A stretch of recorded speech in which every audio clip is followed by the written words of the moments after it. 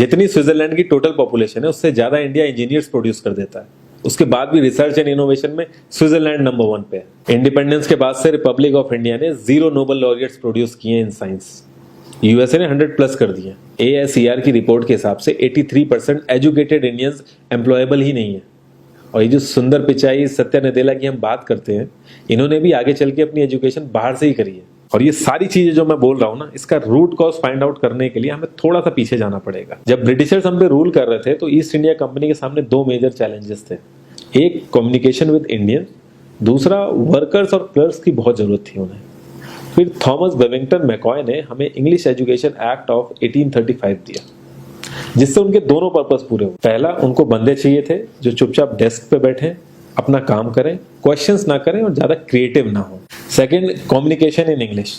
English सबसे ज्यादा बोले जाने वाली लैंग्वेज नहीं है, उसके बाद भी इंग्लिश एक लैंग्वेज की बजाय एक क्लास बन गया इंडिया में। रशिया, चाइना, फ्रांस, ये सब जगह इतना ऑब्सेशन नहीं है इंग्लिश को लेके जितना इंडिया में है। पुअर कम्युनिकेशन बोला जाता है अगर आपकी इंग्लिश अच्छी नहीं है, जबकि इंग्लिश ना आने का मतलब है कि आपको कोई और लैंग्वेज आती है। 5 साल पुराना iOS भी आज की डेट में आउटडेटेड माना जाता है। लेकिन इतनी इंपॉर्टेंट चीज हमारा एजुकेशन सिस्टम आज भी बस थोड़े से चेंजेस के साथ ऐसे ही चल रहा है। हमारे एजुकेशन सिस्टम में रटने का कंपटीशन होता है, जो ज्यादा रट लेता है उसके ज्यादा मार्क्स आते हैं। अब 95% जिसके संस्कृत में आए हैं वो भी संस्कृत नहीं बोल पा रहा है। और बेसिक हिस्ट्री होने की बजाय इतनी मोटी मोटी किताबें हैं हिस्ट्री की जिसका कोई मतलब नहीं है। अगर आज की डेट में आपको कुछ भी पता करना, आप गूगल से पता कर लोगे। उसके लिए आपको याद करने की जरूरत नहीं है इतना कुछ। और ये गवर्नमेंट स्कूल में हर क्लास में इंग्लिश का सब्जेक्ट है। 12-12 साल लगाने के बाद भी लोग इंग्लिश नहीं बोल पा रहे हैं। और बिना किसी बुक को पढ़े एक 5 साल का बच्चा सीख लेता है, क्योंकि उसको वैसा एनवायरमेंट मिल जाता है। A+B का whole square is equal to A² + B² + 2AB। इसका रियल लाइफ में क्या यूज है किसी को नहीं पता, न प्रिंसिपल, न टीचर, न बच्चे, बस पढ़ाई चले जा रहे हैं। हो सकता है इसका कुछ मतलब हो, लेकिन आप ट्राई करके देख लेना, किसी को नहीं पता।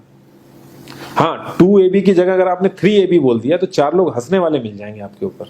किंडरगार्टन में जो बच्चों को सिखाने के लिए टेक्निक यूज होती है वो लाख गुना अच्छी है कॉलेज की वो रटने वाली टेक्निक से।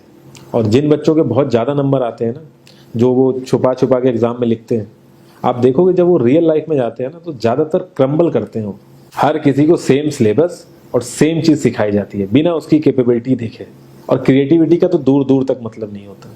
अब एक लाइन से आप शेर, मछली, सांप, हाथी सबको लाइन से खड़ा कर दो और उनसे कहो पेड़ पे चढ़ो, उनको तो जिंदगी भर यही लगेगा ना कि वो तो किसी काबिल ही नहीं है। और द्रोणाचार्य ने भी पांडवों को उनकी स्किल सेट के हिसाब से उनको चीजें सिखाई, सबको एक ही चीज नहीं सिखा दी। और हमारे एजुकेशन सिस्टम में ज्यादा ऑप्शंस भी नहीं है। सबसे ऊपर साइंस, फिर कॉमर्स, और सबसे नीचे जाके कहीं नंबर आता है आर्ट्स का।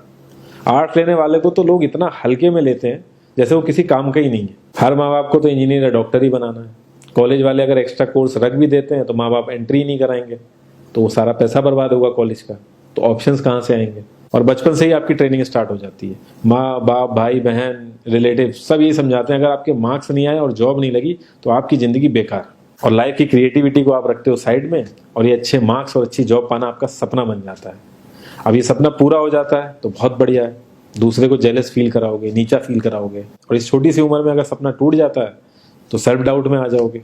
इतना बाहर वाले आपको नीचा नहीं समझेंगे जितना आप खुद की नजरों में गिर जाओगे। आप किसी भी 4-5 सक्सेसफुल आदमियों के बारे में सोच के देखिए जिन्हें आप बहुत सक्सेसफुल मानते हो या जिनकी तरह लाइफ आप जीना चाहते हो। मैं ये कह सकता हूं कि वो इस एजुकेशन सिस्टम की वजह से तो सक्सेसफुल नहीं होंगे, चाहे वो जो भी हो। धीरू भाई अंबानी, विराट कोहली, आमिर खान, नरेंद्र मोदी, ये सब हमारे इस करंट एजुकेशन सिस्टम के ट्रैप में नहीं फंसे। इन्होंने खुद सीखा, खुद एजुकेट हुए और खुद आगे बढ़े। किसी कंपनी के सीईओ को अगर ये कहा जाए कि आप अपनी कंपनी के सारे डिपार्टमेंट में इंटरव्यू दीजिए, तो कोई गारंटी नहीं है कि वो सारे डिपार्टमेंट के इंटरव्यू निकाल लेगा। और ये भी हो सकता है कि वो आधे से ज्यादा डिपार्टमेंट के लिए क्वालिफाई ना करे एजुकेशन वाइज, लेकिन वो पूरी कंपनी चला सकता है। तो ये जो एक स्किल है, इसके बारे में बात क्यों नहीं होती? लोग अपनी 25% से ज्यादा जिंदगी इस करंट एजुकेशन सिस्टम में लगा देते हैं ताकि अपने से कम पढ़े लिखे आदमी की कंपनी में जाके उसके सपने पूरे कर सकें। इंडिया का जो करंट एजुकेशन सिस्टम है, अगर वो इतना ही अच्छा है तो जो भी सेलिब्रिटीज हैं, पॉलिटिशियंस हैं, वो अपने बच्चों को बाहर क्यों भेज रहे हैं पढ़ने के लिए? इनफैक्ट पॉलिटिशियंस के साथ तो ऐसा करना चाहिए, जिस एरिया से वो जीते हो उसी एरिया के गवर्नमेंट कॉलेज में उनके बच्चे को पढ़ना कंपलसरी हो जाए, तभी वहां के गवर्नमेंट कॉलेज सुधर सकते हैं। 368 प्यून की जॉब के लिए 1.5 लाख ग्रेजुएट और 24,968 पोस्ट ग्रेजुएट ने अप्लाई किया। मैं IAS PCS की तो बात नहीं करता हूँ, वो तो एक पैशन की बात होती है, लेकिन कुछ लोग 5-5, 6-6 साल से तैयारी कर रहे हैं कि कोई भी गवर्नमेंट जॉब मिल जाए उन्हें। उनसे पूछोगे क्यों ऐसे इतने टाइम से लगे हुए हो, तो वो एक ही चीज़ बोलेंगे कि जॉब सिक्योर है। मतलब आप काम नहीं भी करोगे तो आपको निकाला नहीं जाएगा। ये सारी कामचोरी वाली बातें माइंड में इसीलिए आती हैं क्योंकि हमारा जो करंट एजुकेशन सिस्टम है वो इतना कॉन्फिडेंस ही नहीं देता है कि हम अपनी स्किल के दम पे कहीं जाके काम करें और हमें निकलने का डर ना हो। मैं आने वाले 10 साल की तो बात ही नहीं कर रहा हूँ, अगर मैं आने वाले 5 साल की भी बात करूँ तो टेक्नोलॉजीज में इतना ज़्यादा चेंजेस आ जाएगा कि जो आज हम पढ़ रहे हैं, जिस स्किल पे हम फोकस कर रहे हैं, पता नहीं वो रेलेवेंट भी होगी कि नहीं उस समय। Cloud computing, SEO, digital marketing, ये सब जॉब्स पहले एग्जिस्ट ही नहीं करती थी। हम लोगों को एजाइल होना पड़ेगा, नई नई चीज़ों को सीखने के लिए ओपन रहना पड़ेगा, क्रिएटिव माइंड लगाना पड़ेगा।